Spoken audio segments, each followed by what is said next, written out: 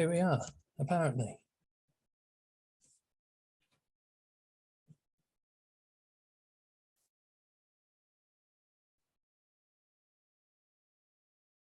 So this really is very, very simple. It's not about understanding lots of concepts. It's not about trying to get one's head around lots of long metaphors about the illusion or the dream or what is or anything like that. It's actually very simple. And all that's being suggested is that there is already no one, which means there is also no separation. That's it. That's the message, so to speak, or that's the apparent message.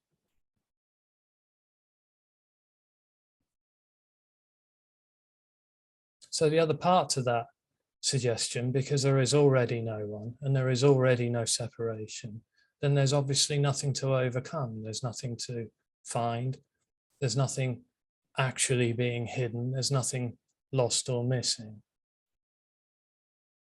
So in that sense, there's no teaching, which is another reason why it's not about understanding any concepts or it's not about learning something. It's not about acquiring anything. If anything could be said about this, it's an apparent loss. It's not an acquisition. It's not a becoming. It's not a getting anywhere. It's the apparent loss of an illusory experience, which seems to create the impression that there is a someone or something at the center of the appearance, which is separation. It is separate, it lives in, it is separation, and it seems to live in this separate reality. Seems to create all of these sort of ideas and concepts about this apparent reality for this apparent something at the center of the appearance, and how that is. So there can be all sorts of ideas on belief systems, all of that kind of thing can sort of come into and be a part of that apparent separate reality for the me or for the individual at the center of that separate reality. But they're all just sort of ways and things, ideas that the mind comes up with as a way to try and understand what this is or what this is, because the nature of that individual or the nature of that individual energy is its knowing. It is a knowing, and it seems that for that knowing energy, it just always needs to know more. That seems to be the nature of the knower, is to know more. So the knower thinks it can overcome the illusion of separation or the illusion that there is a separate someone by knowing more, knowing something.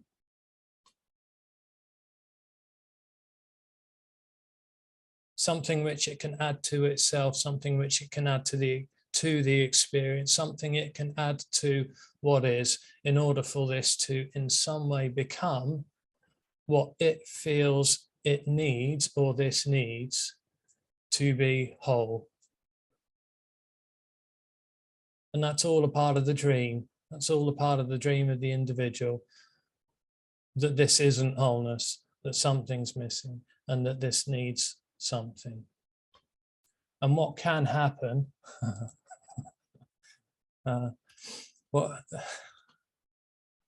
what can happen, I'm just laughing at that name that just came in, that's wonderful. And what can happen is just that whole thing, that whole energetic sense to be someone who is living in this apparent dreamt reality or illusory experience of separation can seemingly collapse. And then what's left is just nothing appearing as everything.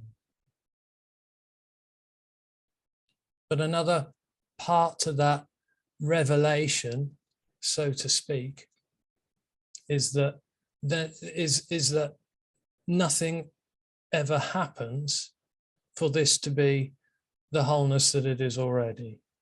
Nothing ever happens, nothing needs to happen, and nothing ever happens. Because in the end, it's just the absolute overwhelming obviousness that it is already. This whole sense to be a someone with a personal identity who is living in a world of choice, decision, free will, meaning, direction, purpose, was all a part of the illusion that there is someone or something at the center of what appears.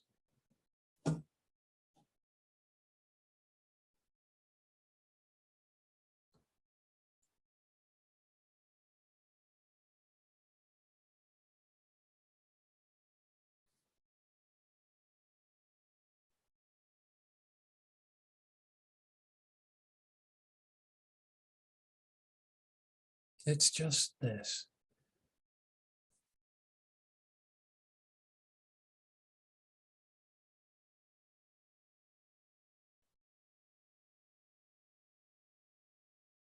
In the end, that's all that can be said. It's just this. It's just this. This is it. This is home. But for no one gets to come home. No one gets to arrive at the end. No one gets to live with the death of the individual. The death of the individual is the overwhelming obviousness that it was never born. It was never a something existing in the first place.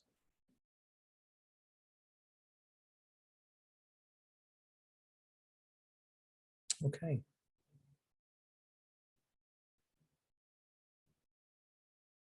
So any questions are welcome. It's fine. Questions, comments, whatever. It's fine.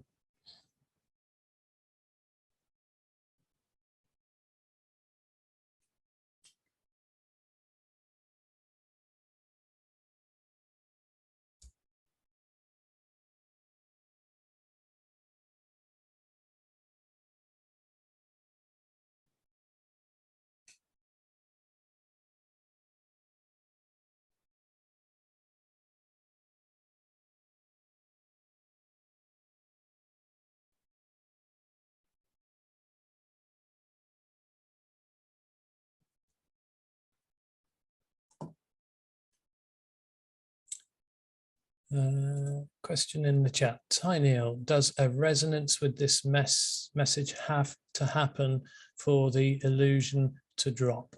Well, the nature of the illusion is it isn't there. It isn't really happening. So there isn't really, in the end, even an illusion that has to drop. The appearance of an illusion of there being an individual who is in separation or who is separation isn't real. So there doesn't have to be anything to answer your question about the resonance. Resonance, again, is just really another concept. There can be a resonance with this for some people and for some people not. But no, it doesn't. No, there doesn't have to be a resonance, because then that would be a something that would be a something that has to happen in order for this to become wholeness.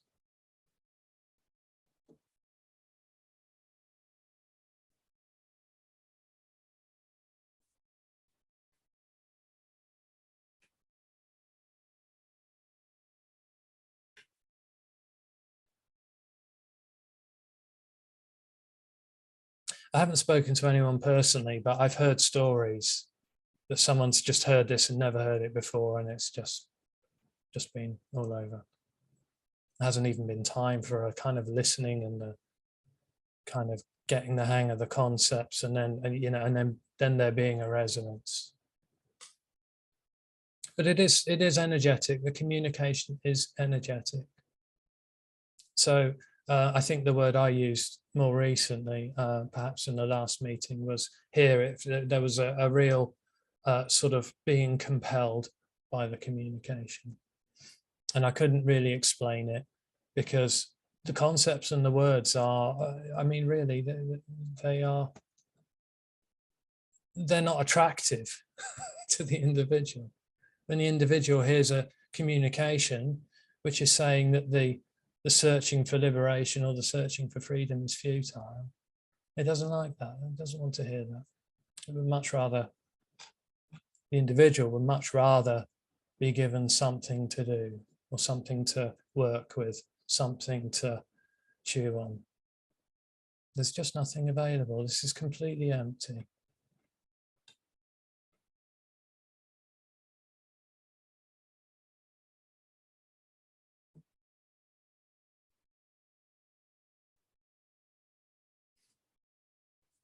I kneel. If it is ordinary, just this, why use words like home, boundlessness, unconditional love, such big words that no one knows what they mean? I think they're words that come closer to creating an impression of what's being shared.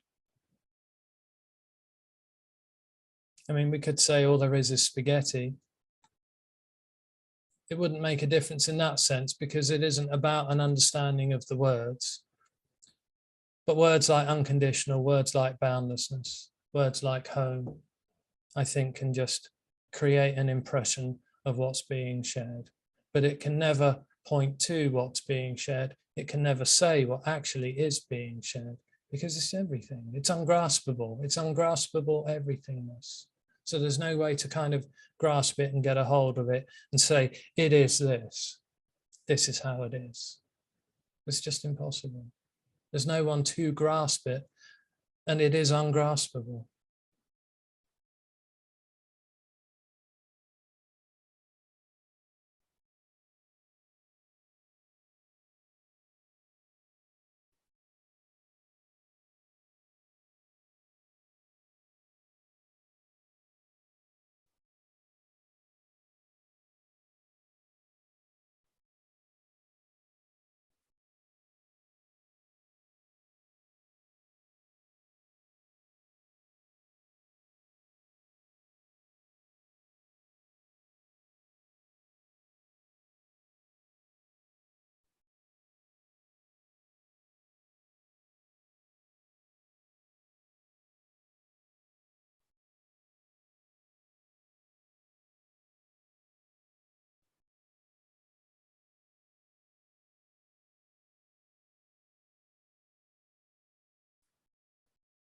Are forms too empty or non-existing?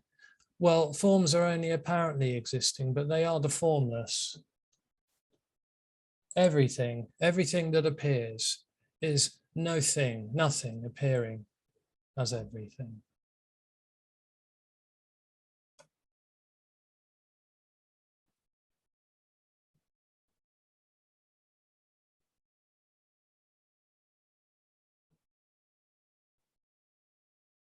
And it just seems that when the sense of when there is the sense to be someone, it seems to create the impression of a kind of a realness to everything, because that's how it seems to experience itself, as a realness. There's something real existing here, which sort of seems to translate into everything else. Well, then in that case, there must be something real existing here. This must be something also real as existing.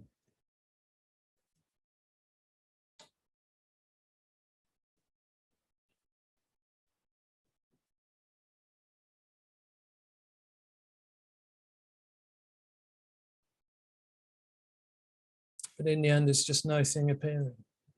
The tree is no thing appearing. The view out the window is no thing appearing.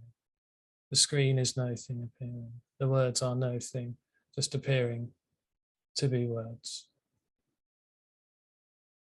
And it is empty spaciousness, absolutely empty, spacious, open. It's nothing limited.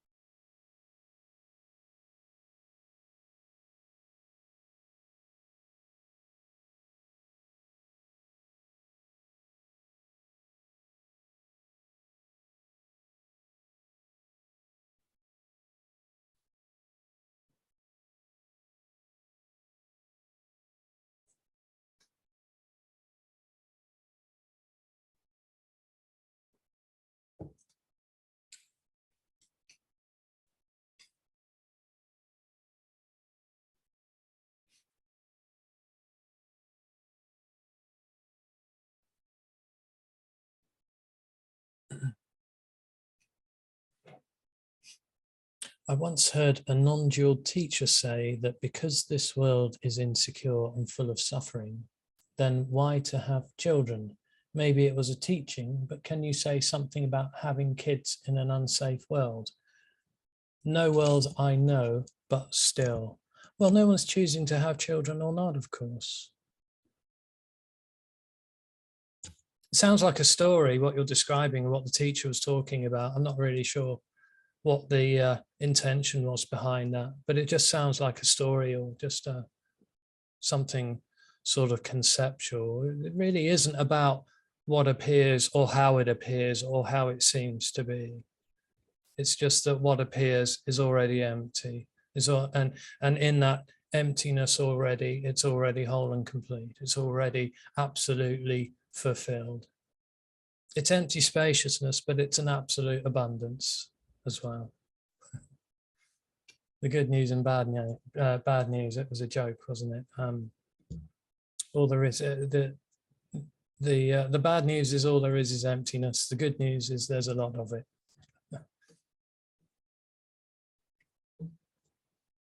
There's a non-duality dad joke for you.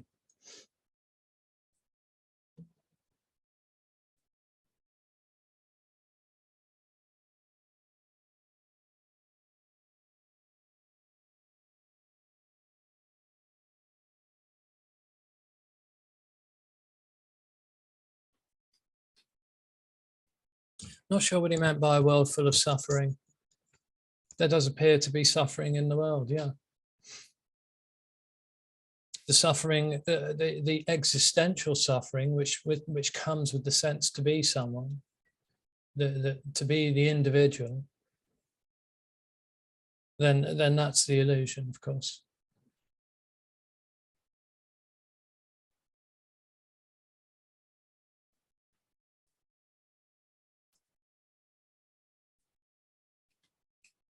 And the nature of the individual is insecurity, absolutely, yeah.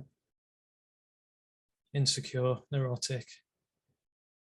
It seems this sense of loss, and then the sort of the need that comes out of the fundamental sense of something lost or missing seems to create a kind of a neuroticism or a neurotic energy, a kind of a tension. So that sort of contracted sense of self over time, it sort of arises in the tiny child, and then as the child grows up, it seems to become more and more contracted, and then this energy seems to take on more and more sort of beliefs and ideas about the nature of itself and about the nature of the world, and becomes more and more sort of tense and contracted and sort of insecure, and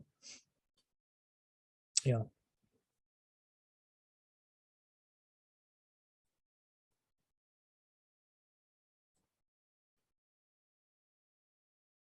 But we're all born into wholeness, absolute wholeness. And the dream is that that changes in some way. It doesn't.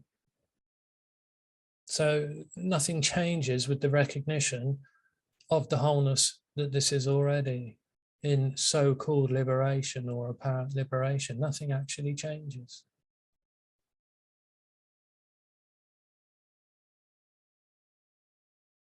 It doesn't need to. It's already here.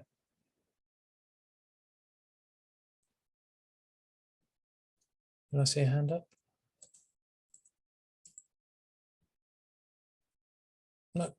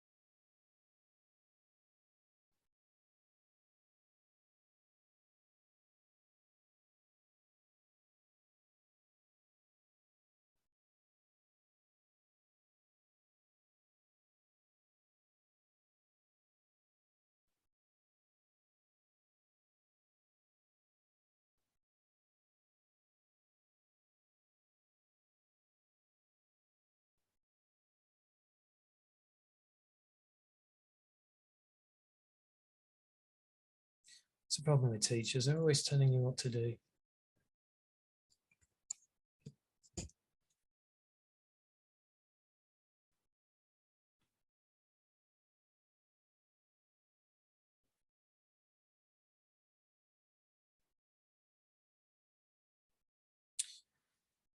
Would you say there is no creation from the start? This is timeless, so there's nothing with it as having a beginning as a creation.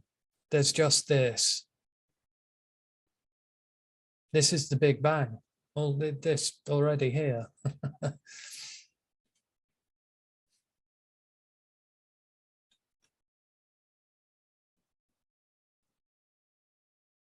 think that's what is, if that's what you mean by creation.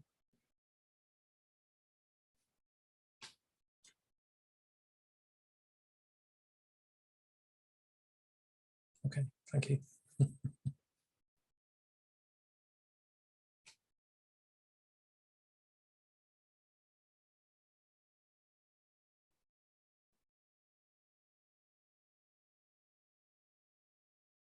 I heard it put beautifully once by Robin Kirkus, who said that the emptiness that was here before the Big Bang is still here. I thought that was wonderful.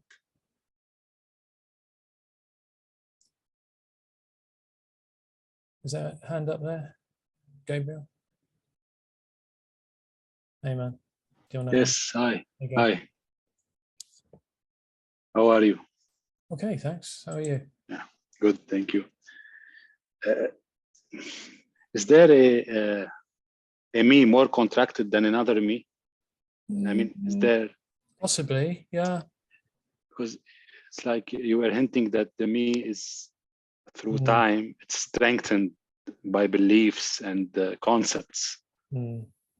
So if beliefs and concept were to be released, there is more ease. No, because beliefs aren't really a part of that contracted energy. It's almost as though it's a story, really. And here we are getting into the concepts again. But it's kind of what arises in the tiny child is this sort of contracted energy, which seems to create the impression of a location, of a here, which then automatically seems to create an impression of a something else there, something existing here and something else existing outside, or that isn't here. It's there, or it's another here kind of thing. And then at some point, it's as though for the seeker, it's as though that sort of sense of something being here can be questioned. Particularly, and you'll know what I mean, particularly if you've ever done sort of self-inquiry or kind of explored those sorts of ideas. It's about sort of finding out what this is, this something here, isn't it? And it's usually described as exploring one's own true nature, or finding one's way back to true nature.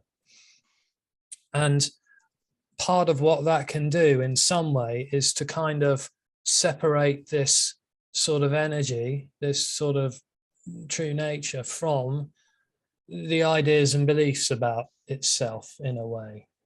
Because it's like, as that energy, the nature, again, the nature of the knower is to want to know.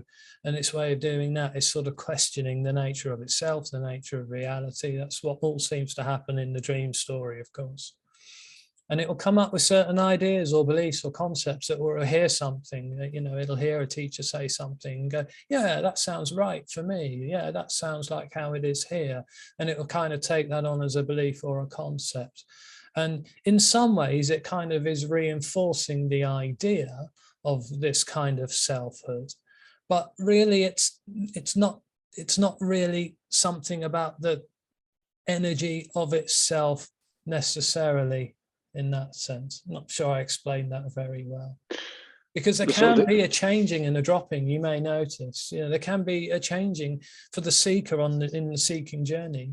Beliefs seem to change all the time about the nature of reality or whatever, or about the nature of self. You know, concepts come up, new ones are replaced with, old ones are replaced with newer ones and things like that. What seems to happen when when the individual falls away is it's something energetic. It only apparently falls away, of course, but it's something energetic. And really all of these kind of, I'm aware you want to ask something, but all of these kind of concepts and ideas and belief systems that the individual may have accumulated that are kind of in its caught in its orbit have now got nowhere to be. They've got nowhere, you know, there's nothing left for them to kind of stick to. There's no gravity at the center anymore. There's no mass creating the gravity at the center anymore. Wow, this is a massive concept and metaphor, but do you see what I mean? So when that energetically falls away, then really all the ideas and everything you thought about yourself and your life, things like choice, free will, time is real, space is real, I am real, I'm making choices and decisions, all of those sorts of ideas of how it seems to be, they've just got nowhere to be. They've just got no gravity anymore, no gravitas anymore. Yes. So in a sense, the contraction cannot become more contracted. It's just. I think it can. I think it can, though. I think it can. I think it can. I think there can be more of a tension. Yeah, I think so. I think so. But funnily enough, I don't think that my sense is that has nothing to do with whether that apparent contraction melts away or not. So I really just don't think it's got anything to do with that at all in the end. Because I'm thinking if it can be more contracted, then it can be less contracted, you know. Yeah. This is Well, yes, and again, seemingly so, yes, but I don't think that means that a more contracted person has less chance of falling away than a less contracted person. Do you see what I mean? Yes. It's timeless, it's instantaneous and timeless at the same time. There's no beginning or end to the apparent falling away. There isn't a before and an after the apparent falling away, but it seems to be just very immediate, because there is just immediacy. There is just the immediacy of this. Yes. Thank you. Okay, thanks.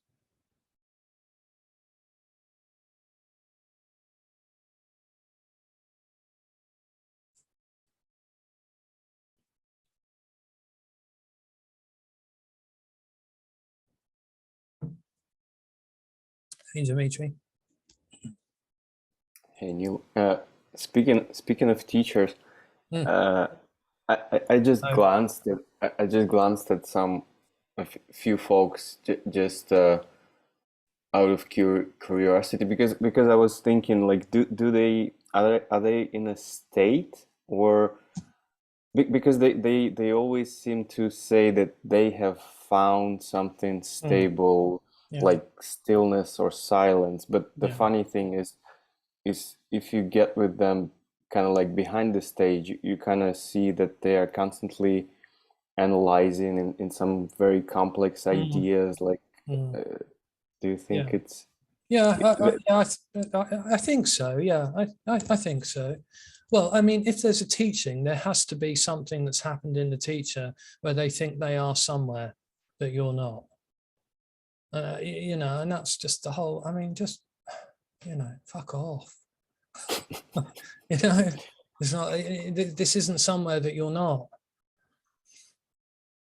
It's just you sometimes say that they are sort of like, they're kind of sincere, but the more I think of them, the more it feels like that they're like some fraudulent people. I maybe. I mean, maybe that's the case in some cases. Maybe, who knows?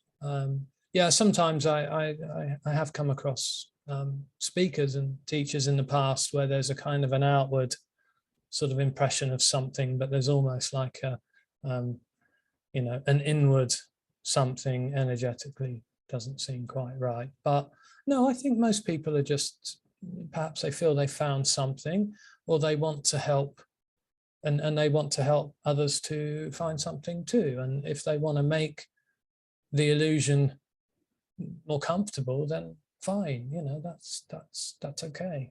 There's nothing wrong with that. My impression is also for some sort of speakers and teachers. If there is someone there, it's about trying to make themselves feel better too by teaching and sharing, that kind of thing. It's about trying to kind of reinforce their understanding by teaching it and sharing it in some way. Thank you. But I think it's innocent. I really do in most cases, and there's absolutely nothing wrong with it at all. And I wouldn't even say that they're wrong. I wouldn't even say that people who are speaking of non-dual awareness are wrong necessarily. It's a completely different conversation to this. That's not what we're talking about, but it's just a different conversation. So in that sense, it's not wrong. It's fine.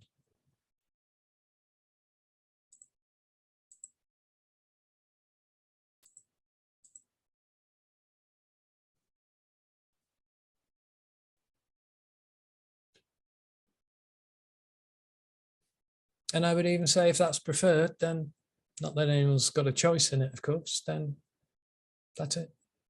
Why would anyone listen to this if they're enjoying that those sorts of ideas and teachings about somewhere to get or something to prepare, or that something needs to happen. Basically, all teachings are around something needs to happen. That this isn't what's longed for, and something needs to happen for this to become what's longed for, which is the same as saying there is separation, and this is how separation is overcome. And that's the illusion. Separation is the illusion.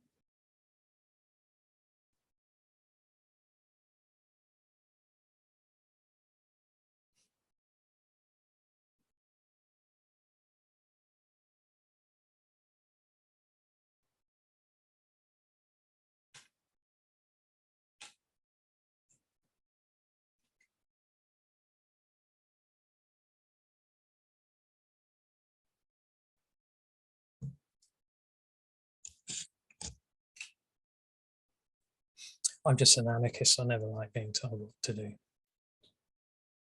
I never liked the whole dynamic of the authority, And there were some teachers, I guess, who were much less about that. And I still have friends that are teachers that teach a process or a way or an understanding of some kind.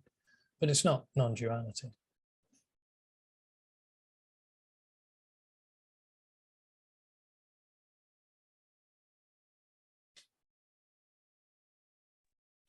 Hi, Neil. Hello. I don't know how to raise a hand, so I'm just going to start talking. Yeah, just talk. That's Yeah. fine. Of course it is. Yeah. Right. Good. Yeah. I've done self-inquiry quite a bit, and so I'm very familiar with that. And what I see happen is that somehow this personal self has softened quite a bit over the years. Like there's less of the like most abrasive patterns. But I still find that, I feel the energetic knots, I would say, like just the knots, and they become more apparent when in meetings like this. And I find it somehow beneficial, because then I really feel that, where there is the kind of tension of the separate self. Yeah, sure. Yeah, I think self-inquiry can, like we were talking about before, I think it can, in some way, in the dream, of course, it can sort of, make one's life easier, I think. Yeah. We're talking in the dream story, of course, but I think in the same way that I've got friends who've had horrendous trauma in their past and have been in and had CBT, cognitive behavioral therapy, and they would report that it has made that trauma easier to cope with. So, apparently that can happen, of course. But really, what's being pointed to here is that the self is the illusion in the first place.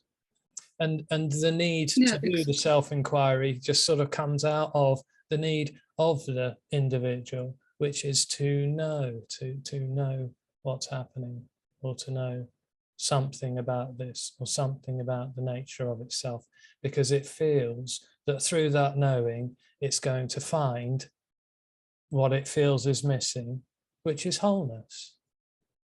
Yeah. But of course, it isn't missing. Yeah, that's the thing. It seems like, in So a way, self-inquiry it's eating its can own be tail. chasing one's tail a little bit in that sense. It's an illusion inquiring into the illusion to find a way out of the illusion when it isn't really happening. And I would say, although perhaps that can sort of some sort of ideas and beliefs and concepts can perhaps be let go of sort of naturally, I think it's still reinforcing the idea that there is someone who can find something. And it is, of course, the apparent someone that is the separation that the seeker longs to be free of. The seeker actually, what's longed for is its own absence. It doesn't know that that's what's longed for, because it only seems really that in its absence that the wholeness that this is already is uncovered.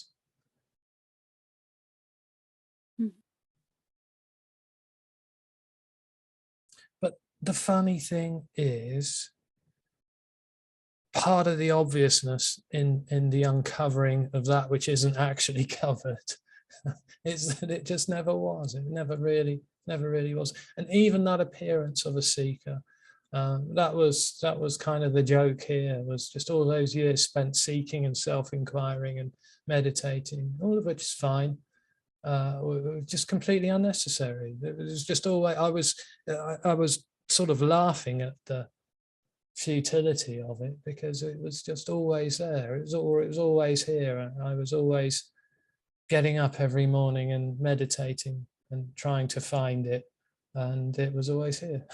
It never left. And all the while I'm sitting in it, looking for it, wondering where it is and when it's going to reveal itself, and all of this kind of thing.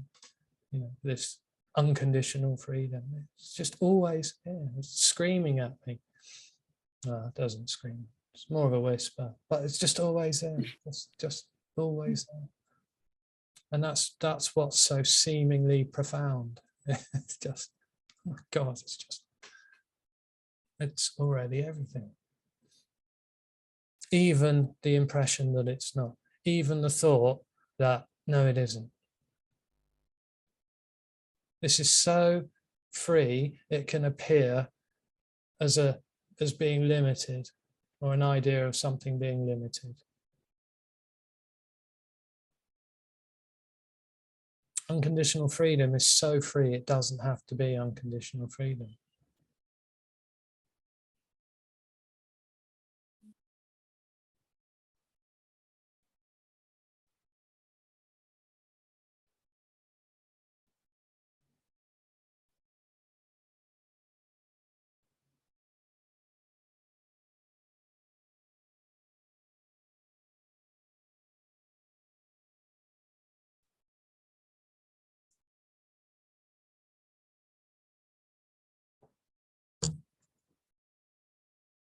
I suppose I somehow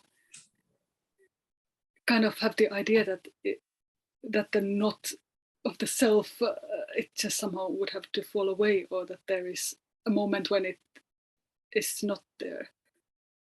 Well, it's already not there. Yeah. And even if there is an apparent, whatever is appearing to happen there is what's longed for, just appearing in that form.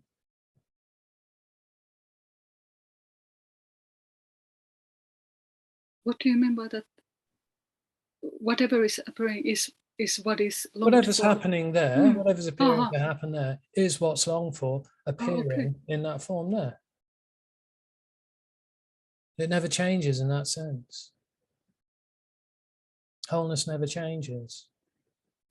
Wholeness is still wholeness, even if there is an appearance of change happening. It's still wholeness appearing.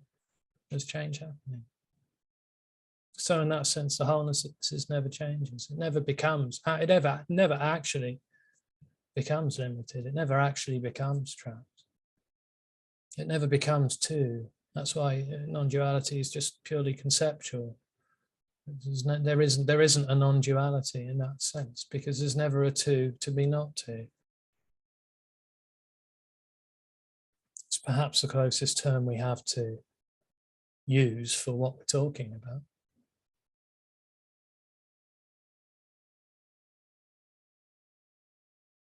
So is there somehow I had this experience that the self has kind of dropped away for some time, and what always happened was that there was no control over the person, and that was in some way very very funny, but at the same time it was really just pretty off the wall, like what then happened. And I guess there is in a way some kind of fear of joy even, because it was so boundless. Like then what behavior kind of resulted was just was so unexpected. But I don't know, that was just an experience, but it created this kind of a thought that do I have any control? And of course, when that happened, it didn't matter. It really didn't matter. If of course, no. It was irrelevant. But when there is the glimpse, then no, it doesn't matter. It's just, and the glimpse itself doesn't even matter. And it's just seen that it's just completely timeless and meaningless and purposeless, or without meaning and without purpose. Just absolutely just wild and free. Yeah, totally. And the funny thing is, this doesn't seem to fall apart. You know, it's not about becoming a psychopath suddenly. Because the me is so convinced of its own existence, because it does feel real. I'm not saying that it doesn't. It did here. It feels real from within the dream. The dream feels real, of course. You know, the individual, to be an individual, feels real. And it's convinced that it is responsible for keeping everything together, keeping it all together. And that's the funny thing, it's not even there.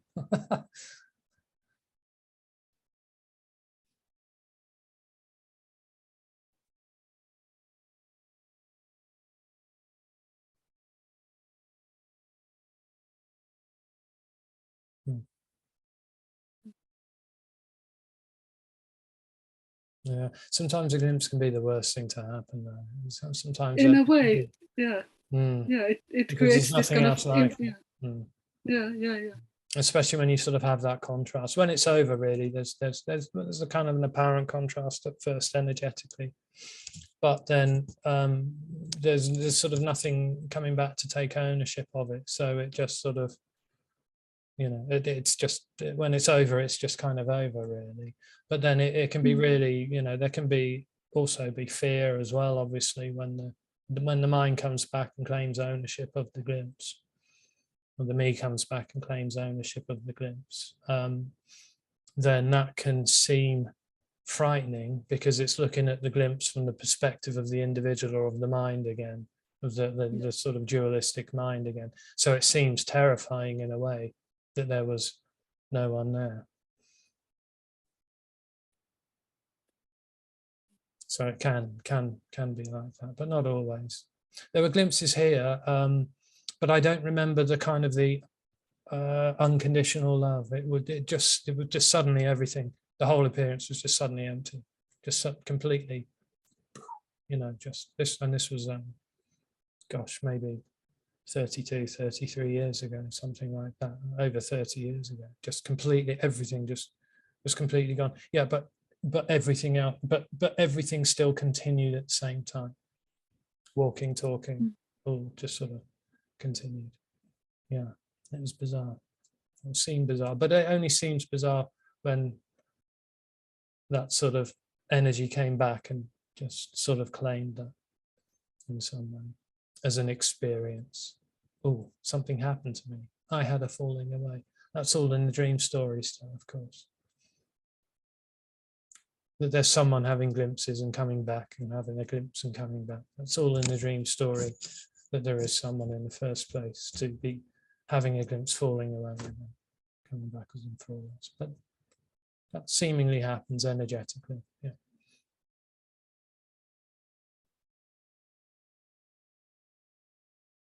what can also happen with those glimpses is that if this is seen in that glimpse, so to speak, or if there is a glimpse of the natural reality, then it can quite often ruin other seeking sort of practices, I was going to say, but sort of seeking ambitions. It can really sort of take the wind out of the sails seeking wise, I think, with some things. You know, there can be a kind of coming back and going to the same teacher or guru for some people if there's been a glimpse of the natural reality, and just no, not feeling this anymore. No, this isn't it. Can be sometimes. Or there can be a reinforcing of the kind of ideas and concepts and going back to that sort of stuff sometimes. Usually, and that's usually because the seeker's terrified. But there's nothing to be afraid of in the end. Not at all. It only seems that way in the glimpse when the seeker comes back or the individual comes back. It can seem terrifying, or because it's unexpected. But no, I mean, it's home. Who would be frightened of home, and and there's no one there to be frightened of it.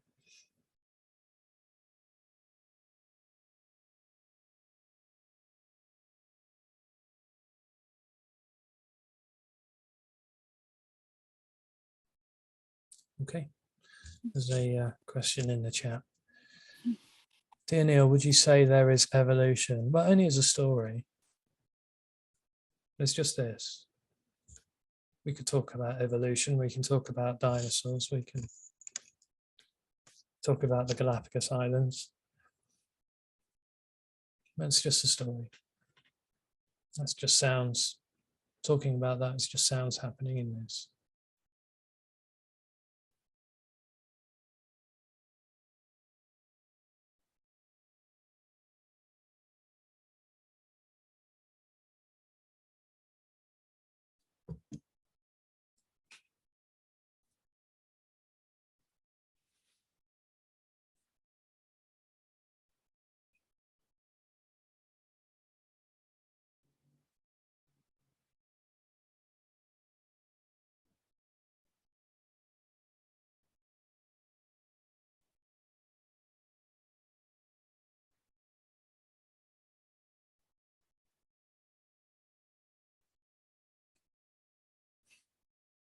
Message to everyone. It's all so convincing to the me, no wonder it's sometimes called the cosmic joke. Yeah. Yeah, I know, it's utterly convincing. Yeah, to the individual. Yeah, it's utterly convincing. I am here, I am real. That's it. That's my experience. That's what I know. That's what I know is true, because that's how it feels. Yeah.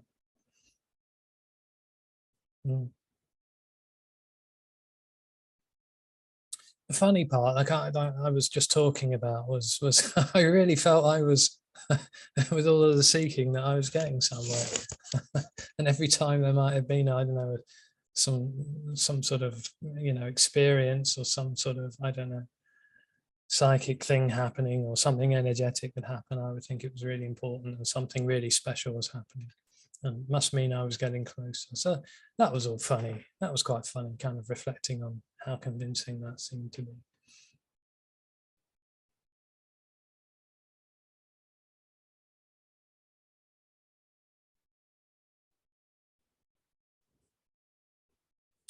But the funny thing is, the me isn't convinced of anything other than I am a me. That's all it can know. Apparently, of course. It doesn't know anything about its life, actually. It thinks it does, but all it knows is itself as being present to something that it thinks is its life. It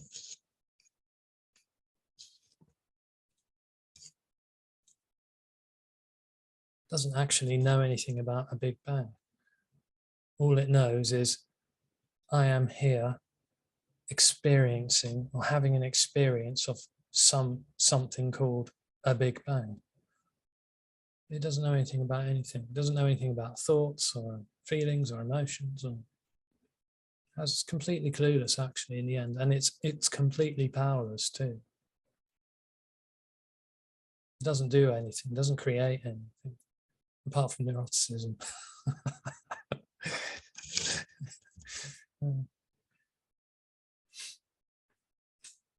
It doesn't create that. The neuroticism is a response to that appearance.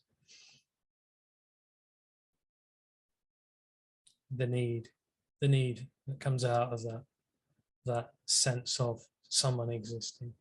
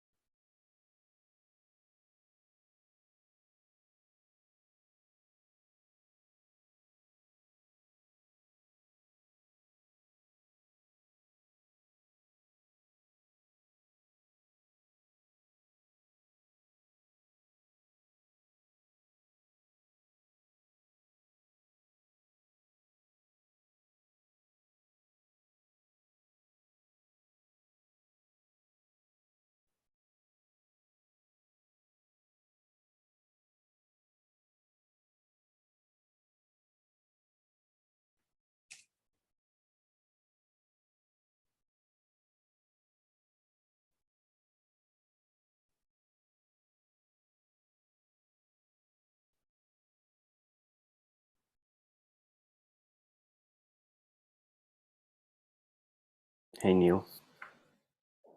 Hey. You sometimes say that like this doesn't come from anywhere, as in like there is no cause and effect or something like this. And I can sort of understand it as a like a mental game or something like that, but it's it's so it's so convincing. Like if I put something on my table yesterday and I wake up and I see it, then that's cause and effect. Yeah, but the individual thinks that's a real happening. So it's just because I'm real, then the whatever is happening. There just seems to be a real happening. Yeah, when what is apparently happening seems to be happening to something, then it seems for some reason, well, for no reason, seems to just be a real happening, or seems to appear to be a real happening. So if there's not a real happening, then there can't be a real cause and effect. It's not actually moving. That's quite startling. Nothing's actually moving or going anywhere at all.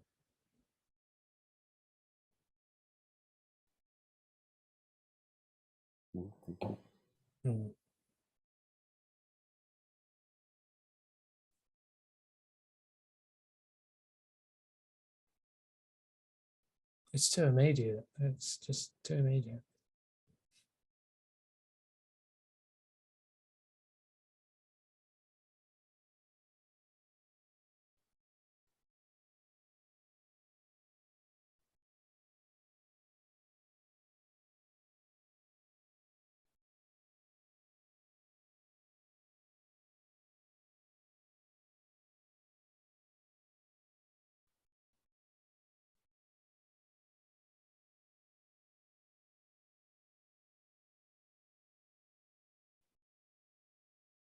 How can anything be lost if nothing actually moves?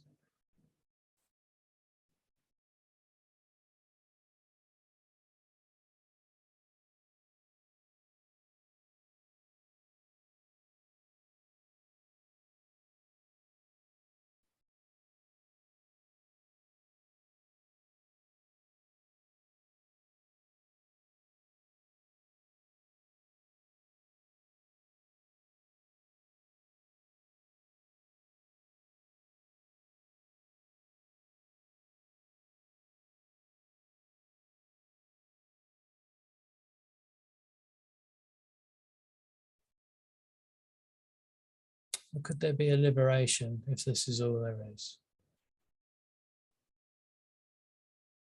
Where would liberation be if not this?